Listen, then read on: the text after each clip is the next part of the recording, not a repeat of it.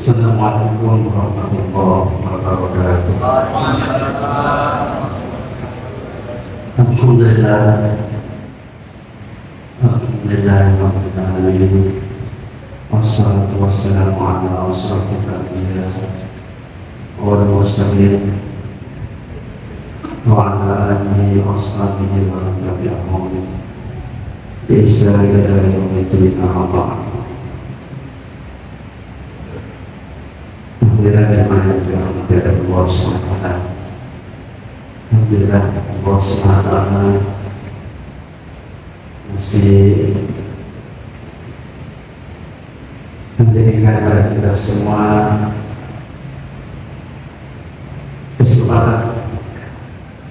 kesempatan untuk menyiapkan bekal kita yang sebenarnya, yaitu kesempatan menyiapkan bekal dalam rangka melanjutkan perjalanan kita yang sesungguhnya sesudah kehidupan dunia. Fatazawwadu fa inna khairal zadi taqwa. Berbekalah kalian dan sebaik-baik bekal adalah taat kepada Allah Subhanahu wa Ta'ala. Salawat serta salam senantiasa kita junjung, kita kirim pada junjungan kita baginda Nabi Muhammad sallallahu alaihi wasallam beserta keluarga dan para sahabatnya dan umatnya yang senantiasa berpegang teguh pada kehidupan sunnah baginda Muhammad SAW. Hadirin sidang jemaah subuh yang dirahmati Allah, tidak terasa jam, hari, pekan, bulan, tahun berganti. Ujung-ujungnya tidak terasa jatah hidup kita di dunia ini semakin dekat, semakin berkurang. Maka yang jatahnya mungkin 70 tahun, ya, kalau sekarang sudah 60 tahun, ya, kira-kira 5 tahun lagi. Mungkin ada yang 50, sekarang 40, tinggal 10 tahun. Begitu pun seterusnya. Tapi keadilan dan kuasanya Allah Subhanahu wa Ta'ala, sayangnya Allah Subhanahu wa Ta'ala tidak diberitahu jatah hidup kita di dunia ini. Karena tidak dikasih tahu duluan, maka setiap diri kita semua manusia hendaklah selalu bersiap siaga terus sebelum kematian datang pada diri kita.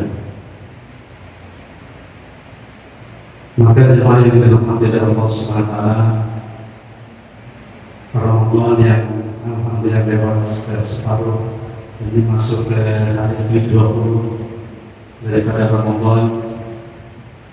Yang inti daripada Ramadan ini, sebagaimana kita sebelumnya bahkan setiap malam, bahkan setiap subuh kita diingatkan bahwa target tujuan daripada Ramadan atau puasa adalah agar kita menjadi hamba yang taat, takut kepada Allah Subhanahu wa Ta'ala. Masalah takut ini sebenarnya masalah ringan sekali, masalah yang mudah takut. Tetapi sebelum ketakutan itu ada waktu pendahulu. Bisa kita semua ini sebentar jam 8 atau jam 9 sama-sama konvoi naik motor mau ke lampu jalan di lapangan Merdeka. Terus di tengah jalan, di jalan Marconi sana atau di lampu merah, banyak polisi pakai bengkel lagi sweeping. Ternyata jemaah kita semua rata-rata nggak ada yang pakai helm. Kira-kira lanjut atau tidak, Pak? Kira-kira gimana, Pak? Lanjut ya? Nggak ada yang pakai helm, apalagi SIM, karena habis. Nah, pengajian kita insya Allah sampai jam 10 ya hari ini. Siap, Pak? Sebenarnya sekalian sambil dulu ini ya, sekali-sekali ya. Nabi itu kalau tidak salah 2 kali beliau ceramah subuh sampai buka, hanya diselingi sholat saja. Jadi kalau Bapak siap sampai siang atau sampai jam nanti, saya turun sekarang kalau gitu. Jadi maka insya Allah kita semua yang berkendaraan tadi, yang motor semua nggak ada pakai helm, karena depan kira-kira dari TBL SPB tadi sudah lihat banyak polisi depan pakai mereka bagi periksa pengendara, maka mungkin kita balik semua. Kenapa kira-kira? Karena kita sudah kenal dan tahu depan sana ada polisi lengkap. Banyak lagi periksa satu demi satu pengendara yang lewat. Pertanyaannya kenapa kita nggak lanjut yang mau ke lapangan mereka tadi? Karena kita tahu, ya, karena kita kenal siapa depan sana. Tapi kalau kita lihat, ternyata security semua banyak, mulai dari SPBU dalam sana sampai lampu merah, security-nya berjejer semua. Ya, mungkin kita walaupun nggak bawa helm, nggak bawa SIM, lanjut saja, cuma security saja. Maksudnya apa ini? Karena kita kenal, karena kita tahu siapa yang berdiri di sana. Jadi kalau kita sudah kenal siapa, ya, misalnya Allah Subhanahu wa Ta'ala, kita sudah kenal, maka kita mudah untuk takut. Karena kita sudah tahu depan sana polisi, maka kita takut untuk lewat, karena tidak kenal. Begitu pun kehidupan kita ini. Target Ramadan untuk puasa ini la'allakum tattaqun, supaya kita jadi orang yang takut. Maka di ayat yang sering disampaikan, وَمَا خَلَقْتُ الْجِنَّ وَالْإِنسَ إِلَّا لِيَعْبُدُونَ. Tidaklah Allah SWT ciptakan jin dan manusia melainkan untuk beribadah kepada-Nya. Para tafsir menjelaskan liya'budun aw liya'rifun, mengenal, liya'rifun, beribadah, la'allakum, untuk ibadah, tapi ditafsirkan liya'rifun.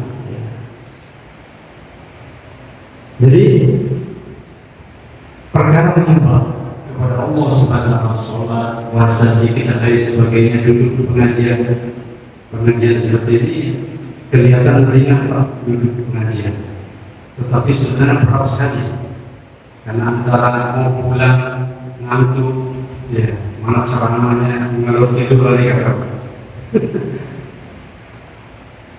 Tetapi ada rasa keinginan daripada untuk mengambil tujuan kehidupan kita, sebagaimana Allah firmankan tadi, wa ma khalaqul jinna wal insa illa liya'budun aw liya'rifun. Liya'rifun dijelaskan oleh para ulama untuk mengenal.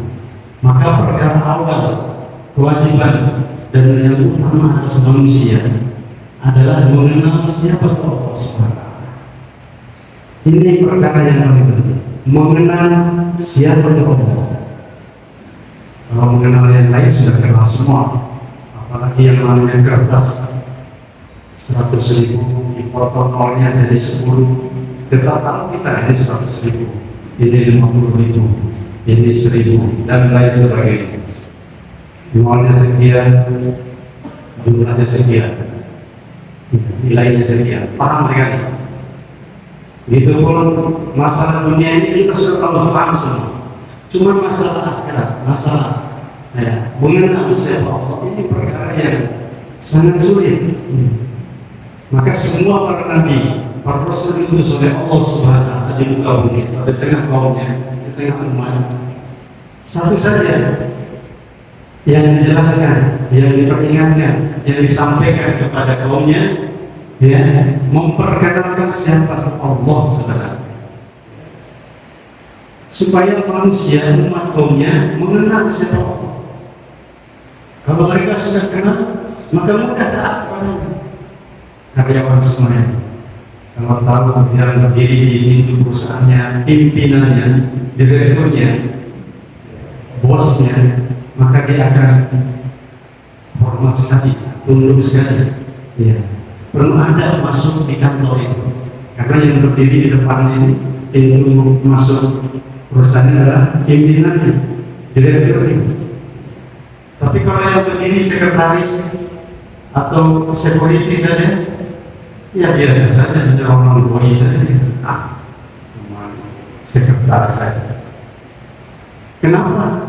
Karena dia tahu Pak, yang berdiri cuma security, yang berdiri cuma sekretaris saja. Karena dia kenal. Maka mengenal siapa Allah SWT perkara besar, perkara penting bagi setiap diri. Maka Allah SWT memberikan petunjuk kepada nabi-nabinya, sebagaimana Nabi Musa. Allah firmankan, innani ana Allah, ketahuilah sesungguhnya aku ini adalah Allah. Allah memperkenalkan dirinya kepada Nabi Musa alaihissalam, innani ana Allah, la ilaha illa ana, tidak ada Tuhan selain aku, selain Allah SWT. Fa'budni wa aqimis sholata li dzikri, maka dirikanlah salat untuk mengingat aku, mengingat Allah SWT. Jadi Allah memperkenalkan dirinya, supaya para nabi ini melakukan perkara yang sama, memperkenalkan semua nabi-nabi dan hari-hari dengan umatnya, dengan kaumnya, menjelaskan siapa Allah. Walaupun para nabi ini, para rasul ini punya kelebihan-kelebihan, tetapi nabi-nabi, para rasul ini tidak pernah menjelaskan bahwa keutamaan, mukjizat, kelebihan yang dia miliki bukan kelebihan dari dirinya, kekuasaannya bukan miliknya, tetapi semuanya dari Allah SWT. Maka Nabi Musa juga diajarkan oleh Allah, diberikan pelajaran oleh Allah SWT. Maka ditanya oleh Musa, apa yang ada di tangan? Tongkat, ya. Maka Nabi Musa menyebut ini tongkat. Asal tongkat itu. Beliau menjelaskan tongkat. Tongkat ini manfaat tongkat. Ini gunanya untuk menghalau ada yang menghalangi jalan, untuk aku sandar, untuk mengambil makanan, macam-macam manfaat keutamaan dari tongkat. Maka Allah perintahkan, hai Musa, kalau begitu coba tongkat dilempar. Maka tongkat dilempar oleh Nabi Musa. Seketika itu juga tongkat Nabi Musa berubah. Yang mana tadi Nabi Musa menyatakan tongkat, ya, dengan manfaatnya macam-macam. Ternyata setelah dilempar berubah jadi ular yang besar. Berubah jadi ular. Ini pelajaran besar kepada para nabi. Tarbiyah Allah yang sudah diajarkan kepada umat atau kaum. Maka Nabi Musa disuruh tangkap oleh Musa. Karena yang merintah dia, waktu berubah jadi ular, dia ada takut, menghindar dari ular tadi, menghindar, takut juga. Maka disuruh perintah tangkap itu ular. Ditangkapnya awalnya dari ekornya, karena perintah Allah ini dia lebih besar, lebih dia takuti kalau tidak melaksanakan perintah Allah. Tangkap. Tapi khawatirnya Nabi Musa masih takut, masih ada juga. Maka diperintah tangkap dari depan, dari kepalanya. Karena perintah juga, maka ditangkapnya dari kepalanya. Ular yang besar tadi berubah jadi tongkat kembali. Maka hadirin yang dimuliakan Allah, Nabi Musa ya merasa ternyata tongkat ini tidak ada manfaatnya. Manfaat itu kalaupun ada, datang dari Allah. Kalaupun dia tidak dari manfaat, akan juga bukan dari tongkat, dari Allah SWT. Pelajaran iman, supaya dia mengenal benda-benda ini tidak bisa memberi manfaat tanpa izin Allah SWT. Dia tidak takut lagi kepada ular, tidak takut lagi benda-benda. Dia hanya takut kepada Sang Pencipta daripada benda-benda. Maka di kala Nabi Musa menghadapi Fir'aun yang mau membunuh dia, beliau tidak yakin lagi, karena ini walaupun waktu tarbiyahnya di Gunung Kursina, tongkat kalau dilempar jadi ular, bahkan dipukul ke gunung atau ke tanah bisa mengeluarkan air, ternyata tongkat ini bisa memberi manfaat, tapi karena tidak ada perintah, ya ditunggu perintah Allah, karena Allah perintahkan waktu lalu tukang sihir, ya, tentaranya Fir'aun ini melemparkan tali berubah jadi ular-ular yang kelihatan jadi ular karena tali saja. Maka Nabi Musa diperintah oleh Allah sekarang Musa lemparkan tongkatnya. Karena perintah maka dia lempar tongkatnya, dan tongkat seketika itu juga berubah jadi ular. Ini pelajaran besar. Jadi di balik perintah Allah kelihatannya menyusahkan, menakutkan, membahayakan, kelihatannya kalau itu perintah Allah hakikatnya untuk kebaikan daripada manusia itu sendiri. Hadirin yang dimuliakan Allah Subhanahu wa ta'ala. Maka di riwayat yang lain, Nabi Musa sebelum berangkat menuju Fir'aun, ya, disuruh oleh Allah, ya, sanadhhab ila Fir'aun innahu. Sekarang dalam berangkat Nabi Musa, sampaikan kepada Fir'aun, ya, karena dia sudah melampaui batas. Maka hadirin yang dimuliakan Allah, Nabi Musa menyampaikan, ya Allah, aku punya istri, ya Allah, aku punya keluarga. Maka dia kan istrinya dalam saat itu lagi dalam keadaan hamil. Maka Allah Subhanahu wa ta'ala perintahkan Nabi Musa di samping tak ada batu. Ya. Nabi Musa ini berpikir kalau dia berangkat ini, ya, bagaimana siapa yang yang jaga istri dan anak, siapa yang menjaga dan memelihara mereka. Maka perintahkan oleh Allah Nabi Musa di samping ada batu. Pukulan yang tongkat, dipukulnya tongkat. Ternyata pukulan pertama ini meledak batu tadi. Ternyata dalam pukulan pertama ada batu meledak tadi, masih ada batu. Pukul lagi yang besar. Kedua kali pukul meledak batu besar tadi. Ternyata dalam batu masih ada lagi batu. Pukul lagi yang besar. Pukulan ketiga meledak batu tadi. Ternyata di dalam batu dan batu ketiga tadi ada ular yang sementara makan. Ular yang sementara makan daunnya masih segar. Orang Musa dekatkan telinga ke ular itu.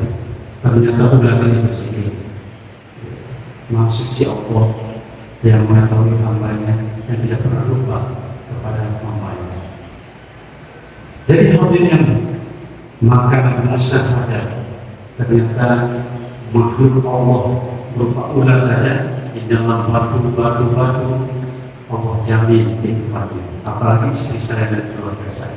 Maka berangkat Fir'aun, berangkat kepada Musa alaihissalam menghadapi Fir'aun.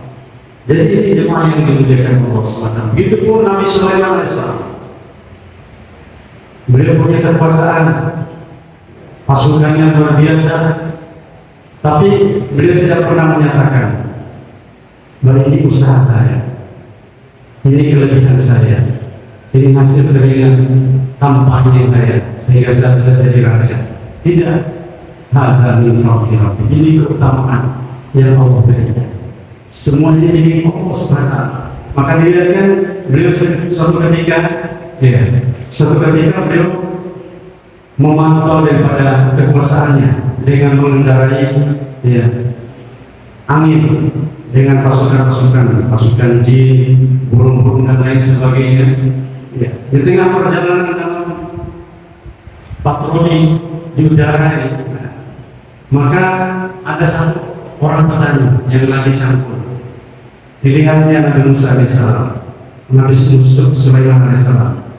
Nah, maka dengan kagumnya petani tadi mengucapkan subhanallah, terdengar oleh Nabi Musa, maka turunlah anak Nabi Sulaiman tadi turun mendekati, menghampiri kepada petani. Wahai Allah, wahai Allah, kamu tadi ada sesuatu yang kau ucapkan. Kamu bicara apa tadi? Apa yang kau katakan? Enggak, ya Allah. Saya dalam keadaan takut nanti Nabi Sulaiman hukum saya atau apa. Ternyata, wahai hamba Allah, tolong kamu ucapkan apa tadi? Saya hanya mengucapkan subhanallah. Kenapa kamu ucapkan subhanallah? Saya kagum dengan kekuasaan yang Allah berikan kepada engkau, Nabi Sulaiman. Engkau bisa terbang dengan pasukan-pasukan. Nabi Sulaiman akan apa dikatakan Nabi Sulaiman? Wahai Allah, wahai kaumku, ketahuilah satu ucapan yang kau ucapkan tadi itu lebih berharga, lebih besar di sisi Allah daripada kerajaan Sulaiman bin Daud. Jadi ini jemaah yang dimuliakan Allah SWT, keagungan, ketakutan kepada Allah SWT mengalahkan daripada ketakutan kepada yang lainnya. Tidak takut kepada penguasa, tidak takut kepada selain Allah, hanya takut kepada Allah. Inilah target daripada ibadah yang kita buat, puasa Ramadan.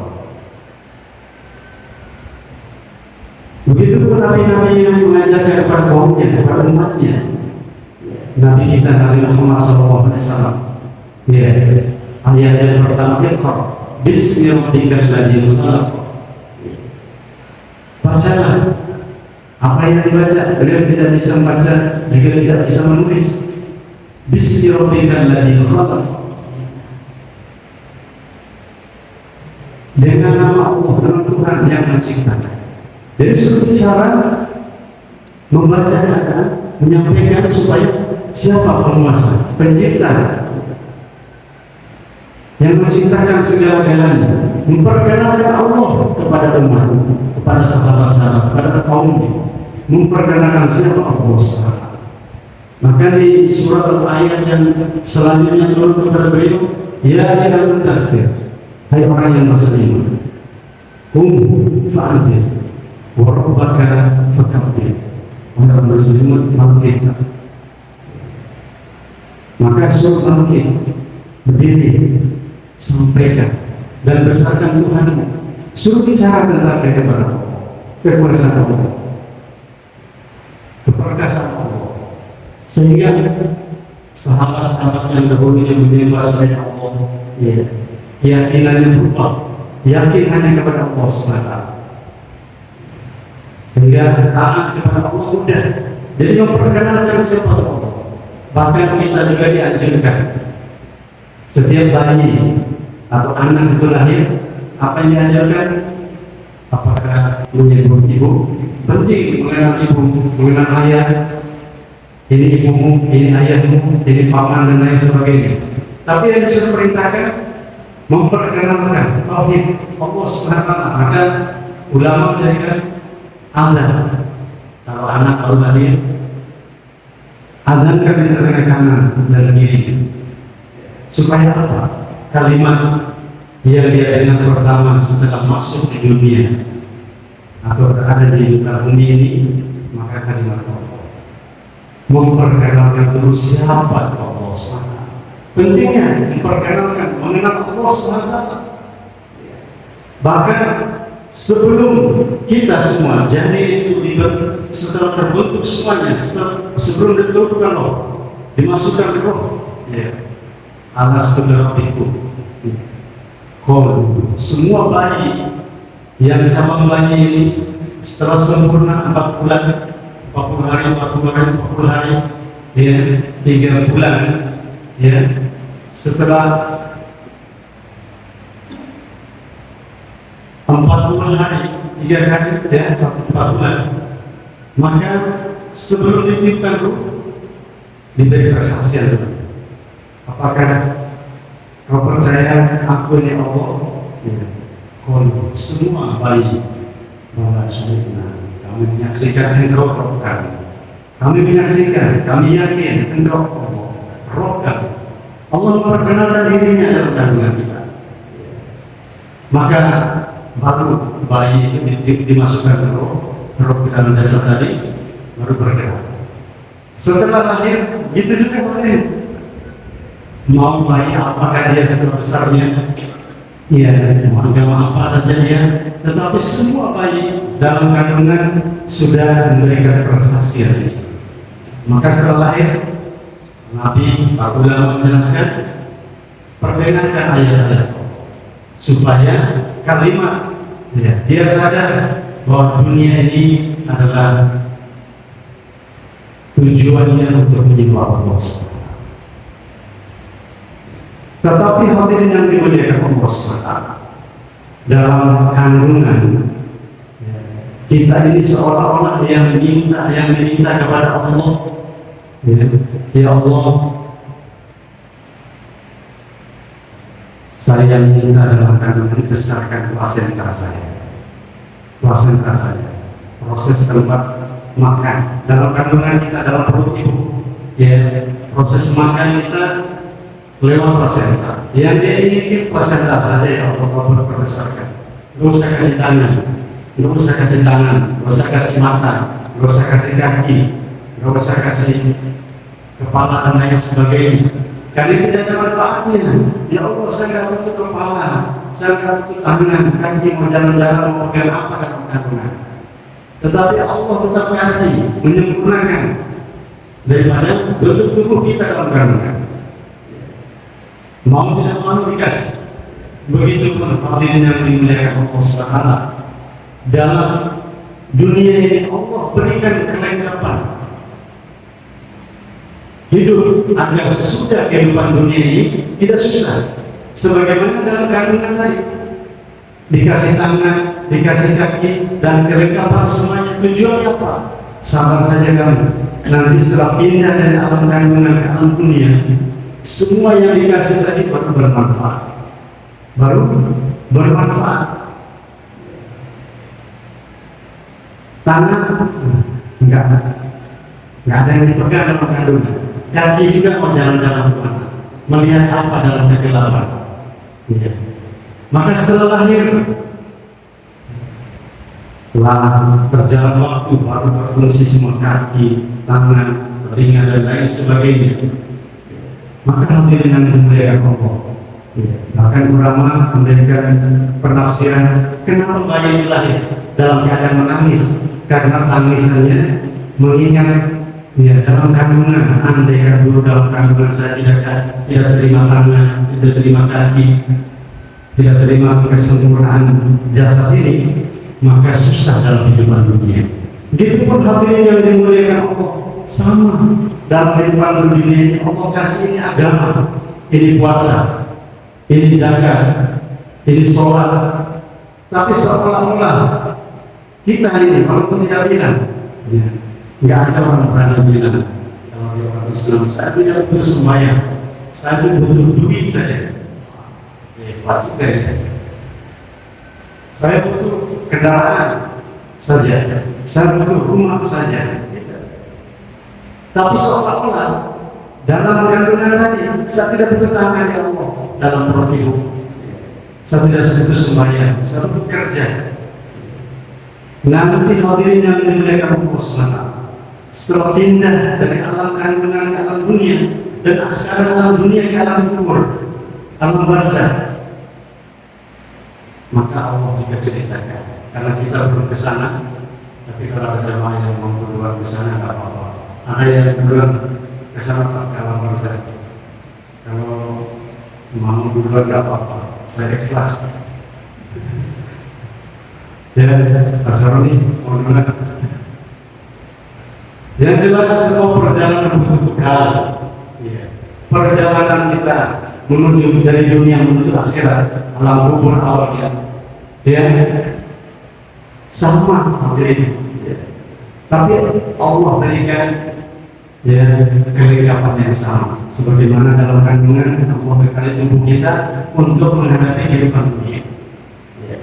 Begitupun di dunia ini Allah berikan kelengkapan karena kita akan menuju suatu kehidupan di alam kubur. Ya, di sana Allah melengkapi di dunia ini perlengkapannya, alamnya, ya, yaitu agama. Maka Allah kisahkan lagi, ceritakan dalam Al-Quran orang kehidupan di alam sesudah dunia ini, di kubur. Apa permintaan orang di kubur? Rabbana absarna wa sami'na farji'na na'mal salihan innal muqinun. Jadi ya Allah, Allah ceritakan keinginan orang di alam kubur. Ya Allah, Rabbana absarna, Tuhan kami, saya sudah melihat, wasami'na, saya sudah mendengar. Yakin lagi, tapi itu di alam kubur, Pak. Kalau kita di sini belum,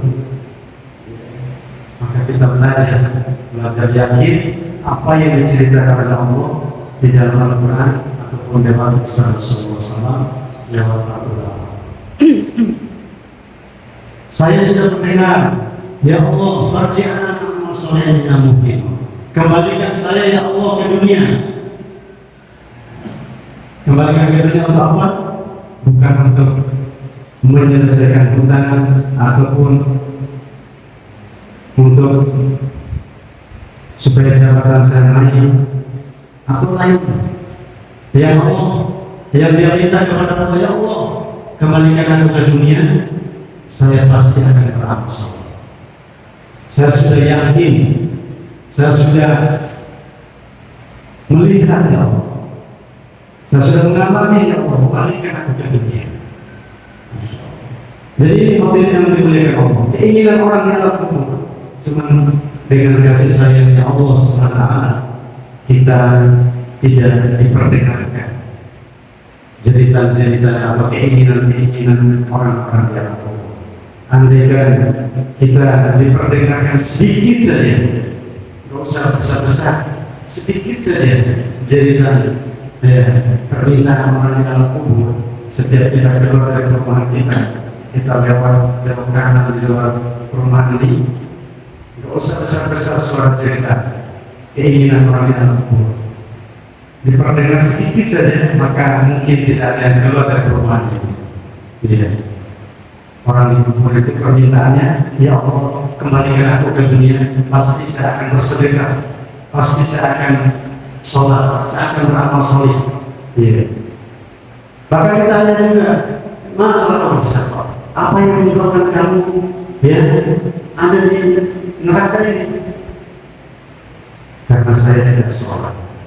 Ya, yang lain karena saya tidak bersedekah. Dan intinya karena saya tidak beramal soleh. Jadi hati yang dimuliakan Allah SWT, maka kesempatan yang Allah masih titipkan kepada kita Ramadan tinggal 10 hari terakhir ini, kita kencangkan dari tali tinggal kita. Sekarang bukan kencangkan tali tinggal, lepas tali tinggal semua sampai sudah tidak bisa bernafas. Kalau Nabi bahasanya tingkat tali tinggal, maka dikencangkan, dikunci pasarnya.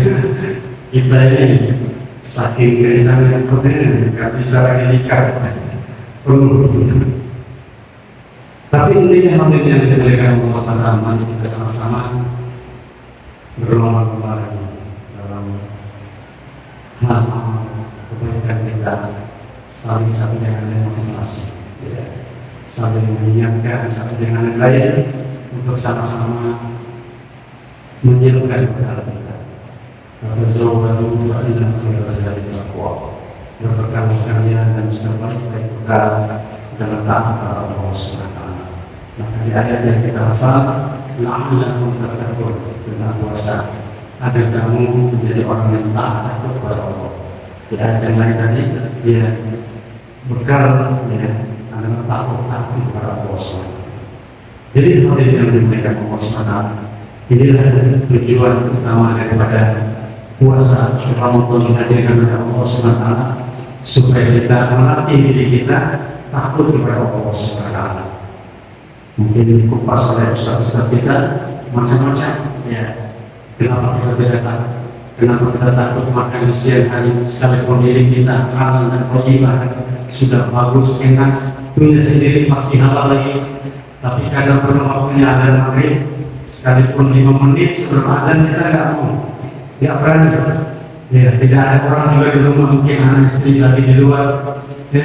Tapi karena kita dilatih dengan puasanya tidak mau makan, hanya takut kepada Allah, maka tidak akan berani kita makan. Inilah target puasa, takut, ya. Takut kepada Allah. Pelajaran ya kuliah Ramadan ini satu saja poin yang kita mau ambil, belajar takut kepada Allah. Kuliah Ramadan ini kurang lebih 30 hari atau 29 hari. Intinya adalah pelajaran besar, mata kuliahnya adalah mata kuliah takut kepada Allah SWT. Maka pun itu pun para dosen-dosen, yaitu para nabi, para rasul dihadirkan di tengah umat atau latih takut kepada Allah SWT. Ini pelajaran yang paling penting bagi setiap diri, takut. Kenapa orang mendekati singa atau harimau? Kenapa? Misalnya singanya nggak diapa-apain, jangan dilepas talinya, dikerengin sekalian, didekat dengan harimau atau singa pun orang nggak mau takut. Kenapa? Karena dia tahu sudah di sini nih. Kalau saya dekat, apalagi kalau pas habis saya. Kenapa? Kepada Allah kok biasa-biasa saja, tidak takut. Cuma bedanya kepada makhluk dengan kepada Allah. Kalau takut kepada makhluk, menghindar atau menjauh, ya. Tapi kalau takut kepada Allah, mendekat. Malah mendekat hadirin yang mulia. Maka hadirin yang mulia, takut kepada Allah ini targetnya, ya ini. Maka semua permasalahan-permasalahan yang Allah hadirkan, baik pribadi, kelompok, satu negeri atau di dunia ini, sengaja Allah hadirkan masalah demi masalah, problem kita. Tujuannya satu saja, supaya kita mengembalikan semua permasalahan kita, baik masalah kecil, besar, ya ringan dan berat, hakikatnya sama di sisi Allah, supaya kita mengembalikannya kepada Allah Subhanahu wa Ta'ala. Kalau kita kembalikan kepada Allah, selesai masalah kita. Tapi kalau kita kembalikan kepada selain Allah, masalah kita akan bertambah. Karena masalah ini dihadirkan oleh Allah untuk menguji kita supaya kita kembali kepada Allah Subhanahu wa Ta'ala. Maka hal ini yang dimuliakan Allah. Bila panggil kita 5 kali sehari semalam di setiap mushola masjid, apa yang dikatakan oleh kita? Ini kerjaan para nabi dulu, mengajak, mengingatkan kepada umat atau kaumnya, ya, membesarkan hanya Allah saja, hanya Allah yang takuti, hanya Allah yang kuasa, hanya Allah kita hadirkan dalam diri kebesaran Allah. Ya. Maka